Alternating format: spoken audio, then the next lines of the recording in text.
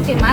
Nah, kabinet Sukiman ini tuh kayak berpengaruh banget nih guys di demokrasi. Tapi sebelum itu, perkenalan dulu nih sama aku nih guys. Aku Nur Alifah Rahma, selaku moderator di kelompok satu ini, yaitu tentang sejarah kabinet Sukiman.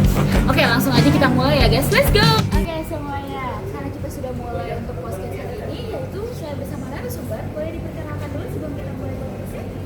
Halo semuanya, saya di sini selaku narasumber Tika Fianti Sri Ramini dari absen 31. Oke, sebelum kita mulai, aku mau nanya sesuatu nih Tika. Nah, boleh nggak sih ceritain dulu latar belakang dari terbentuknya kabinet Sukiman ini? Nah, boleh banget nih Pipe. Kabinet Sukiman lahir setelah jatuhnya kabinet Nasir pada Maret 1960. Saat itu kondisinya politik Indonesia masih labil dan sering terjadi pergantian kabinet. Terus Presiden Soekarno kemudian menunjuk Dr. Sukiman dari Partai Masyumi bersama Suherjo dari PNI untuk membentuk kabinet baru. Akhirnya pada 26 April 1991 diumumkan kabinet Sukiman Suherjo yang mulai bekerja resmi pada 27 April 1991. Wow, sangat ini banget ya infonya. Makasih banget Tika sudah ngasih tahu tentang info yang lebih jelas. Oke, selanjutnya mungkin narasumbernya siapa lagi ya guys? Stay tune ya. Oke, untuk narasumber selanjutnya nih, kira-kira ada siapa ya guys? Boleh perkenalkan dulu? Halo, perkenalkan saya Sylvia Maulida dari absen 36. Nah, untuk selanjutnya nih, Aida, kira-kira siapa sih tokoh-tokoh penting yang dalam kabinet ini? Boleh disebutkan? Nah, pertama itu ada Perdana Menteri dijabat oleh Suleiman Dosen Jojo dari Masyumi, terus Jonan Sumirjo dari PNI sebagai Wakil Perdana Menteri. Ada juga Ahmad Subarjo sebagai Menteri Luar Negeri, Yusuf Wibisono sebagai Menteri Keuangan, dan Muhammad Yamin sebagai Menteri Pendidikan dan Kebudayaan. Jadi kabinet ini merupakan kabinet koalisi yang melibatkan Masyumi, PNI, dan beberapa partai lainnya. Oh, ternyata banyak banget nih guys tokoh-tokohnya. Terima kasih ya Aida sudah ngasih tahu. Oke, selanjutnya kita akan narasumbernya siapa ya guys? Itu nih ada ya. Oke, next untuk narasumber ini saya bisa kenal siapa ya? Halo teman-teman, nama saya Zaman Chandra Umar, absen 14. Nah, di sini saya selaku narasumber. Oke, Haza, aku mau nanya nih, apa aja sih program utama dari kabinet Sukiman itu? Oke, programnya sebenarnya cukup luas. Yang pertama, menjaga keamanan dan ketertiban dalam negeri. Dan yang kedua, meningkatkan kesejahteraan rakyat, terutama petani dan buruh. Ketiga, mempersiapkan pemilihan umum pertama di Indonesia dan pembentukan Dewan Konstituante. Dan terakhir, memperkuat politik luar negeri bebas aktif serta memperjuangkan kembali Irian Barat ke Pangkuan Indonesia. Oke, terima kasih banyak Haza untuk Sama. informasinya. Mungkin itu cukup segitu saja dari Haza.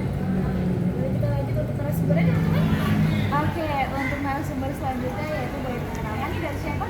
Halo semua, nama aku Akila dari absen 5. Oke, Akila, di sini aku mau nanya nih, kalau dari segi sosial dan ekonomi, apa sih yang terjadi dari apa yang jadi perhatian nih dari kabinet Sukiman? Fokus utama ini ada pada rakyat kecil. Mereka ini menggagas revisi undang-undang agraria supaya mereka itu lebih sejahtera. Selain itu mereka juga ada menyiapkan undang-undang pembunuhan. Misalnya contohnya ada tentang hak berserikat, kemudian ada mekanisme penyelesaian sengketa kerja. Jadi lebih jelas banget sih kalau misalkan kabinet Sukiman itu membangun fondasi ekonomi yang kuat dan Nah, perhatiannya berarti sangat kuat banget ya untuk kabinet Sukiman ini. Terima kasih Akila untuk informasinya. Oke teman-teman, lanjut kita untuk narasumbernya ya. Oke teman-teman, di sini las banget nih untuk narasumber las terakhir banget gitu. Boleh perkenalkan diri? Halo semuanya, perkenalkan aku Wayudian Fitri selaku narasumber. Nah, ayo aku mau nanya nih, gimana dengan politik luar negeri kabinet Sukiman tersebut? Di luar negeri, mereka tetap berpegang pada politik bebas aktif. Indonesia nggak mau ikut ke blok barat ataupun blok timur. Selain itu, mereka meninjau ulang kasus konferensi meja beda dan dianggap merugikan dan tetap memperjuangkan Irian Barat. Tapi sayangnya, justru perjanjian mutualisasi politik dengan Amerika Serikat memunculkan kontroversi besar karena dianggap bertentangan dengan prinsip bebas aktif itu sendiri. Kenapa ya?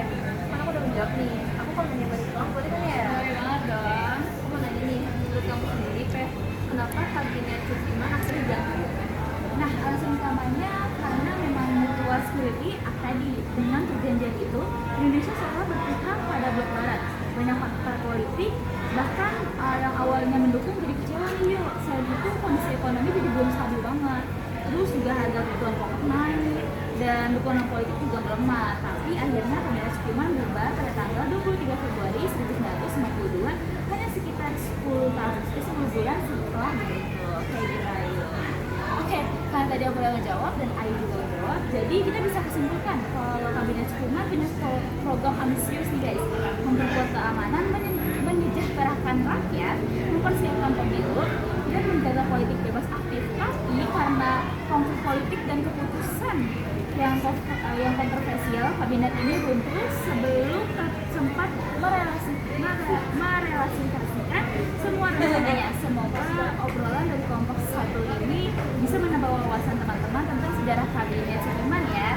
Terima kasih sudah mendengar podcast kita. Sampai ketemu di selanjutnya ya. Selanjutnya kan nggak ada ya. Mungkin segini aja kali ya. Dadah